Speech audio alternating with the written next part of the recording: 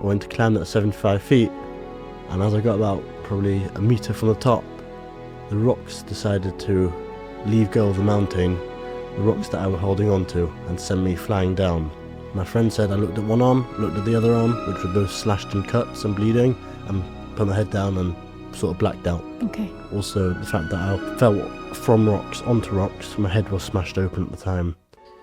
Hello and welcome to the Everyone Has a Story podcast. I'm your host, Rosie Halpern. Some stories make you pause. Some stories make you think, how is that even possible? Today's story is one of those. Duddy fell 75 feet off a cliff straight into a quarry face. When the paramedics arrived, they thought he'd probably broken every bone in his body. Duddy didn't break even a single one. Still, he wasn't out of danger. He was placed into a coma. Doctors didn't know if he would wake up, and if he did, would he have brain damage? Would he be physically impaired? His life hung in the balance. In the depths of that crisis, something powerful was born. His sisters created a grassroots organisation called FIG, Filling in the Gaps, which provides support for people who are going through the unthinkable. This story is about survival, it's about miracles, and it's about what can grow when life throws hardship at us. Because by all accounts, Duddy shouldn't be here. This is Duddy's story. Today's episode is sponsored by Rigwell, your destination for branded goods at a fraction of the cost. Enjoy. Duddy, thank you so much for joining me on the podcast.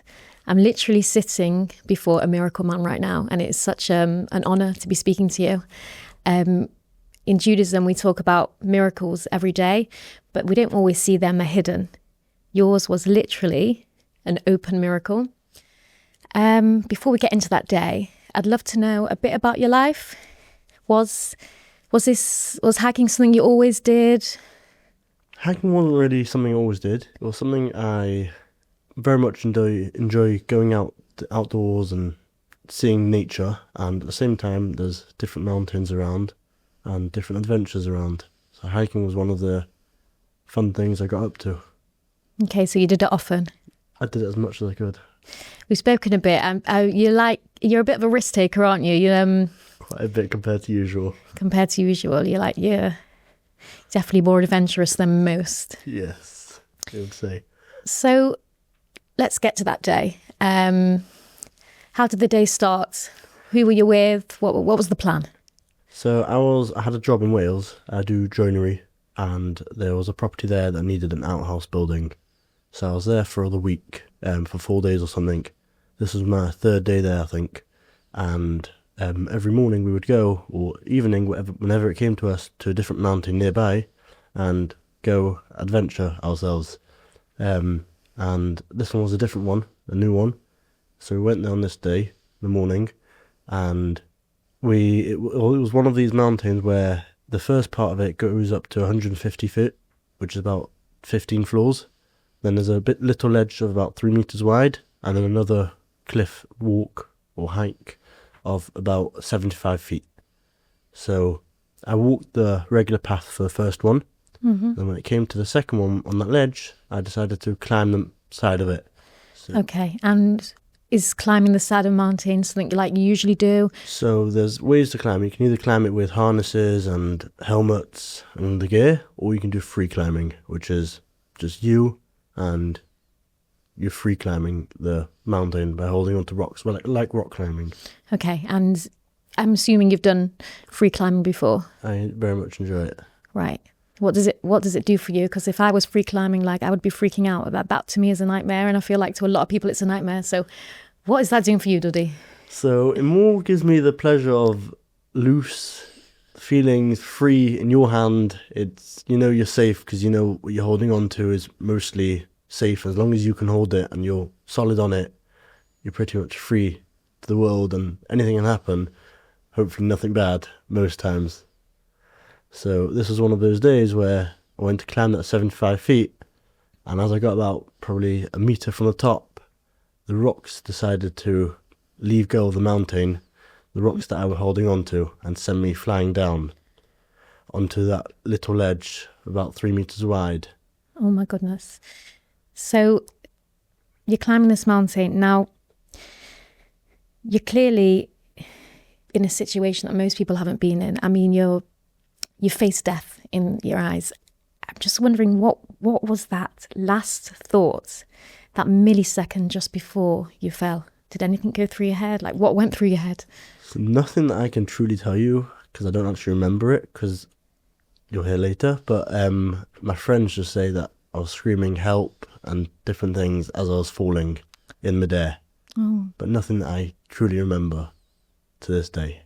isn't that crazy? That like your brain can block out something so traumatic. Life can disappear like that, literally. Okay, so you fell I fell 75 feet. 75 feet. Which is And roughly just, give us an idea. 7.5 floors, full height floors. I did a bit of Googling. Is it like 7 giraffes standing on top of each other? You would say so, yes. It's high. The tall giraffes. Gosh. So my friends were at the top, most of them, some of them below, and they all just heard screaming, didn't know what was going on.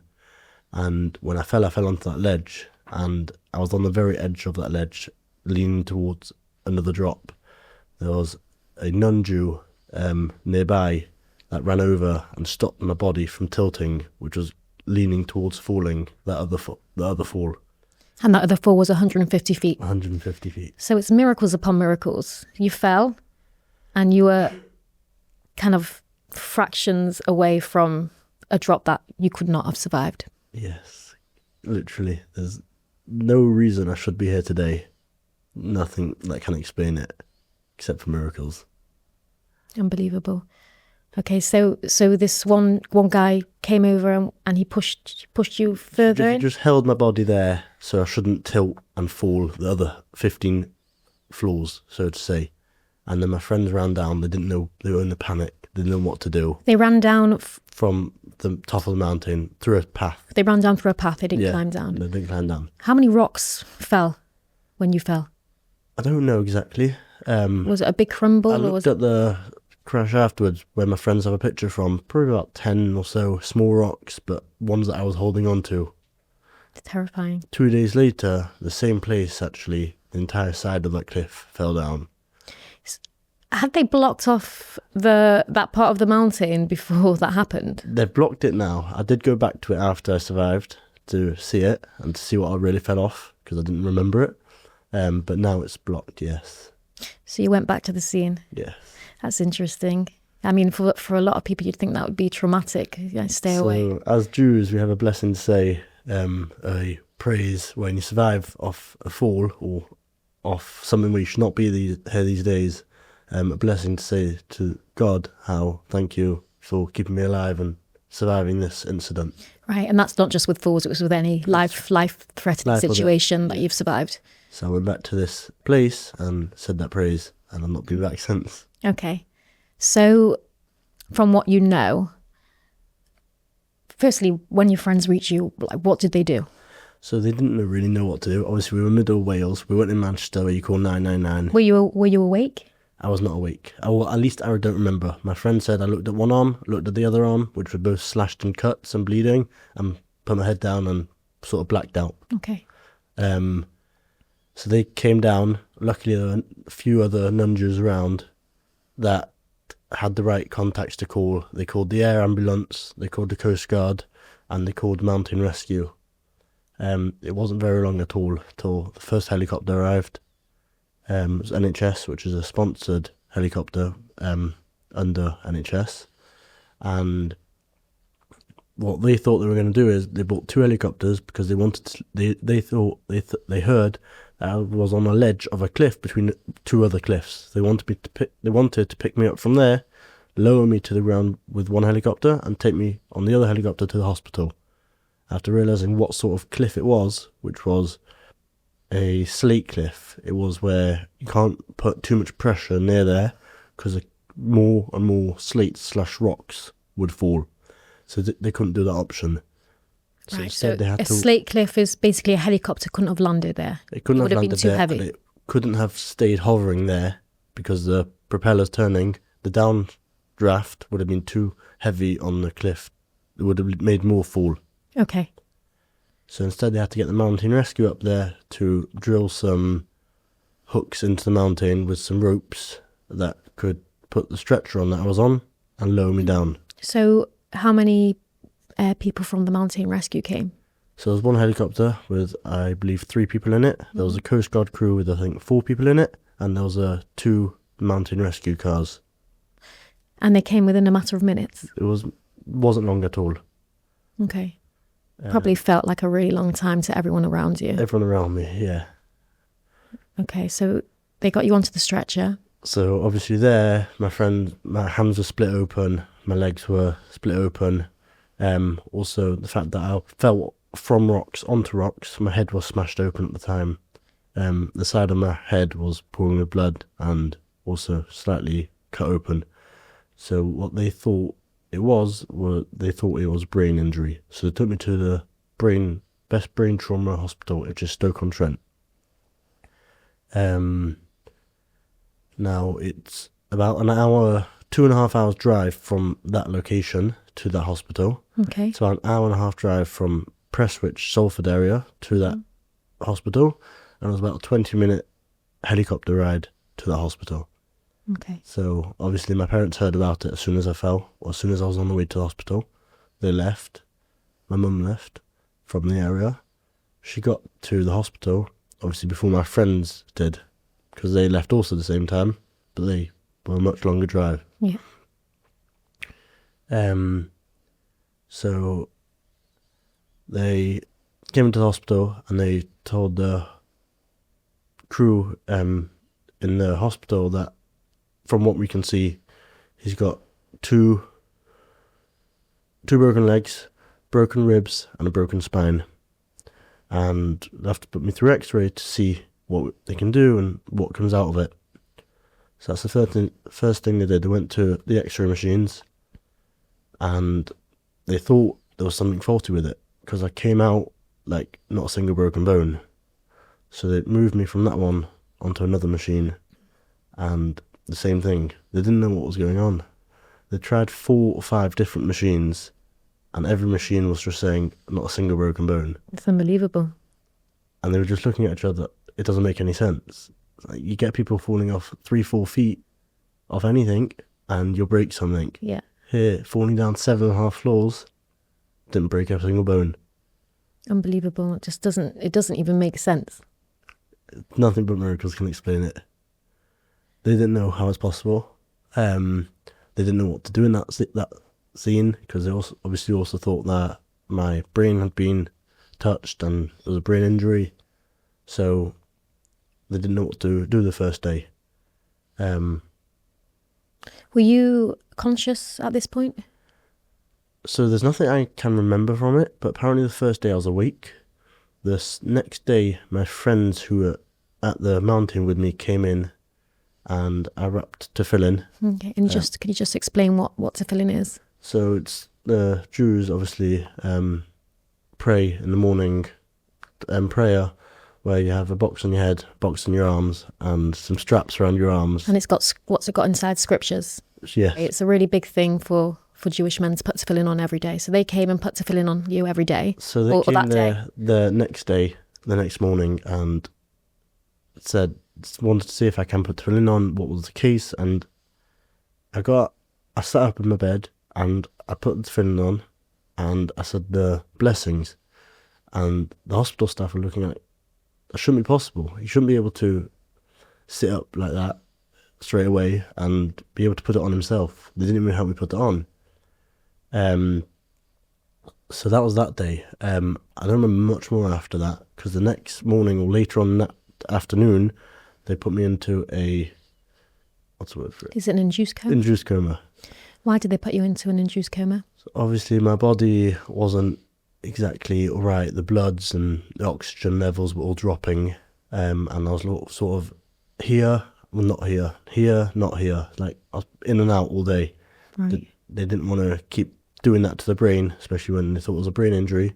So they put me into induced coma, which would calm down all my levels, and that way also cure the brain, or cure any injuries there were. And how long were you in a coma for? So it ended up being 12 days. Now, they tried to take me out of it 3 times previously, because after such a situation, they tried to put you in for 3/4 days, then bring you out and see if it's done anything. They tried to bring me out, and all my levels went straight sky high again. So they didn't know what to do. So they put me back into it. They couldn't bring me out of it. 12 days later, they didn't know what to do. They wanted to bring me out, but my body would not come. So there's also another Jewish thing where my auntie was in the Prestwich area, and she made something called the challah, which is where Jewish ladies every Friday, Saturday bake some challah, and which is a Jewish type of loaf. Jewish loaf, I wasn't sure what it is. Yeah. And they eat it on the Saturday and Friday night. And there's a ritual that when a whole load of Jewish ladies get together and bake it together and make the blessing, it should be as a blessing to the one who they're making it for. Mm-hmm. So my auntie decided to make one of these challah bakes, and she posted it around. She wasn't sure how many ladies she was going to get. She thought maybe 10, 15. So she thought whatever she can get will be amazing. At the end of the day, that Thursday night, there was over 80 ladies there. Unbelievable. Which was a bit That's a lot of challah. A lot of challah, a lot of dough, and a lot of blessings, believe it or not. My mum came back into the hospital the next morning, the Friday morning after that challah bake, and I was off the induced coma. I was sort of levelling myself. I was slowly coming off the machines, and she didn't see how it's possible, but we understand it's also got to do with the blessings. So when you were in the coma, were you able to hear anything, do you think, or realise that people were by your bedside? So there's nothing I remember to this day, but obviously things I'm hearing from my family and friends, that what I said the first day that I came out of the coma was how you could see different things in the coma. Yeah. And what I saw was different lights and shadows in the sky, representing different stuff. Like what? I couldn't say what it was. You don't know what it was? I don't know what it was, but it was all I was talking about the 2 days that I came out of the coma, how I saw this meaning that, and a shadow meaning this, and different things. You hear about people having crazy visions when they're in coma. Yeah. It just must be so terrifying to be in one. I know you don't remember, but if you have some sort of awareness in it while you're in it, it must be so It was definitely a different life, and it was unbelievable that I've come out of it completely unscratchable, pretty much. Literally. There's not a sign on you that this has happened. It's not like you don't walk with a limp, you've not got any broken bones, and I've got a few scars and stitch lines. That's it. That's sort of superficial. Pretty much unbelievable. So do you remember coming out of the coma? So I don't remember everything coming out of the coma. I probably remember 3-4 days after it. Obviously remember waking up. Why am I here? Why am I not in Wales? I should be working. So you didn't really lose your short-term memory? No, so I remember everything from before my accident till about driving there. To driving to the scene of the accident, I don't remember that. Right. So obviously in between the coma, I also don't remember. But the day before that I remember, and the night before, I thank God remember everything. I've just lost my memory for about 2.5/3 weeks, from just before the accident till I came out of the coma till about 3 days after. You smashed your head from that height and you've not got any memory loss. It doesn't even make sense. It doesn't, and it's unnatural, but God can cause more miracles. It must be such a bizarre feeling as well to not remember anything, but know that all this crazy stuff happened to you. So there's literally just not been and just no long-term damage at all. Just nothing. They let me out the coma 2 weeks. After 2 weeks in the coma, and they said to my parents as he came out, he'll probably take about 10 days or something. He's lying in bed. Then they'll come in here and they'll teach him how to walk and how to stand on his feet. Now, me being me, I was with my friends 3 or 4 days after I came out of the coma. I was lying in bed. What am I doing here? I'm supposed to be in Wales working. I said to my friends, I'm going to get out of bed and go for a walk. And they said, you can't walk, you can't put pressure on your feet. And I said, why not? And with their help, I got out of bed and I stood up for the first time pretty much straight away. And I took my full weight on my body on my own 2 feet and I started doing some walking. When the doctors saw that, it was like, what is going on here? They couldn't understand what's going on. It's like, How? How is this happening? yeah, how's it possible? Had they ever seen it's a trauma centre. Had they ever seen a case like that before? I've asked them about it, and they couldn't give me a case they've seen that somebody survives such a fall and has left with no scars, is able to walk by himself, and No is brain able to walk damage. out of there, no brain damage. And yeah, so when they came to my bedside table about 8 days later to teach me how to stand on my feet, said, today we're going to teach you how to put pressure on your feet. I said, what are you talking about? I've already walked. I said, no, you've not. I said, yeah, I have. I've already walked up and down stairs. I said, that's not possible. They didn't know what they were looking at. And toward the end of that week, I said to them, can I go home yet? It's like, I've been here for too long. I need to move. And they said, no, you've got to be here for 3-4 months, like recuperating and getting better. I said, that's not possible. I'm not surviving that long here. So they said, first of all, it's a brain injury. It's like, we've got to make sure your brain's back to normal. You've got to be able to speak normally, remember stuff. So I said to them, can you do some tests? And so they did multiple tests on me. Well, obviously I was failing different steps of them. And so I realised I couldn't go home that day. So the next day came along. I said, can we try those tests again? So obviously we'll have to change the tests. You don't remember them. But they did a few more, and I was getting better at them, and still failing. Towards the end of that week, it was 3 weeks after I went into the hospital, I passed all the tests, and I said to them, can I leave now? And they couldn't say no, because obviously I passed all the tests, but from what they've seen previously, any patient that comes in is in hospital after being in a coma for 2 weeks, is in hospital recuperating for 3 or 4 months. But once I'd passed all the tests, they couldn't say no. Wow.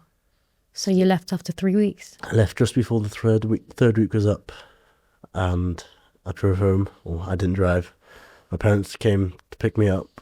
We went back to the ICU unit that I was in, and I said thank you to the doctors. They were very moved to see me actually standing, and on the way out of the hospital, after a week after I came out of the coma, they didn't believe it.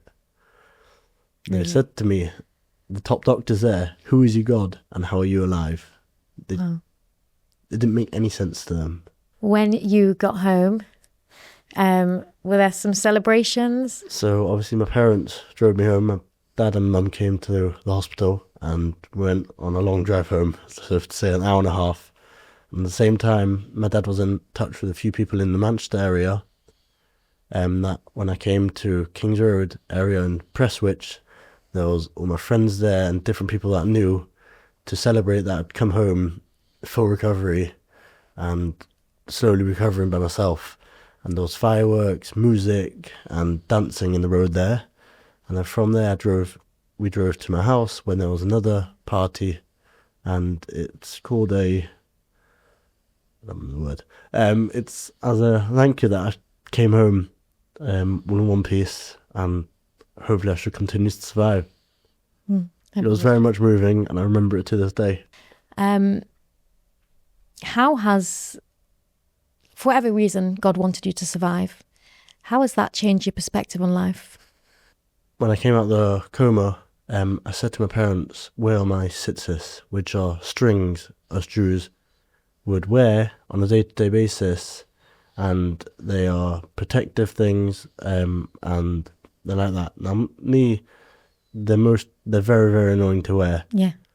They're very annoying. And I'd wear them probably on the Saturdays and on Yom Tovim.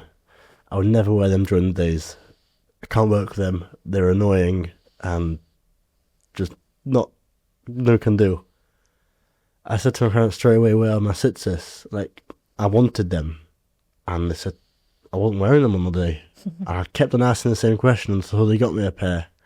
And I put them on, and it was a sign from God saying to me, this is one thing you should wear, because it can protect your life. So you wear tzitzis every day now? I've worn tzitzis every single day since, and I made a little campaign afterwards to send them around to all my friends and to different people who didn't wear, and to give them quite a lot of pairs out. So now there's people wearing tzitzis every day because of you, in your merit. Now, in the depths of that darkness, when you were still in critical condition, your sisters created an organisation called FIG, which is filling in the gaps. Just tell me a bit about that.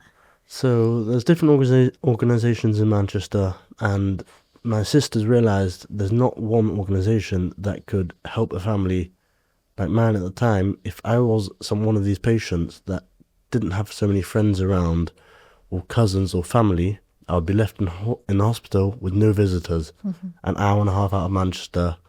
And because they realised what a difference it made to me and to my parents of having so many people come, they created something called FIG, which is filling in the gaps.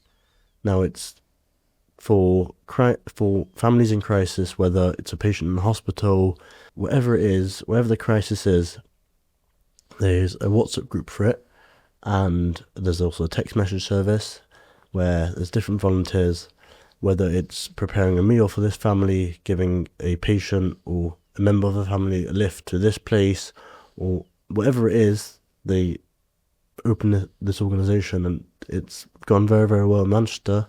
They've just opened up in London as well now. How many volunteers are there now? I'm not too sure, In the region, is it in the I think tens? 300-400.